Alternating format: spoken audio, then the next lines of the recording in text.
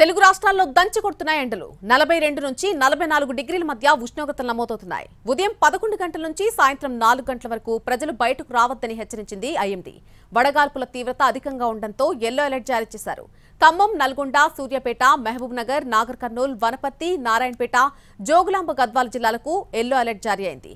ఇక రేపు రాష్ట్రంలో అనేక ప్రాంతాల్లో తీవ్రమైన ఉక్కపోత ఉంటుందని ఐఎండీ హెచ్చరించింది.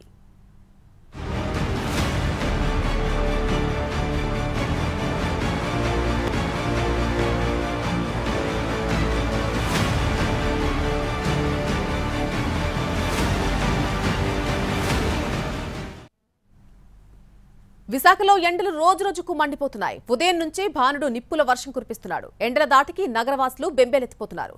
ఇళ్ల నుంచి బయటకు రావాలంటేనే జంకుతున్నారు.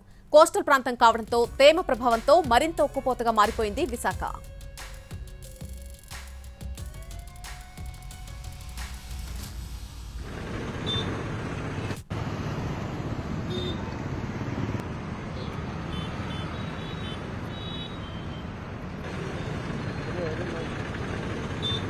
ఇక ఉమ్మడి ఆదిలాబాద్ జిల్లాలో కూడా ఎండలు దంచుకొడుతున్నాయి. గరిష్ట ఉష్ణోగ్రతలు 43 డిగ్రీలు దాటేశాయి.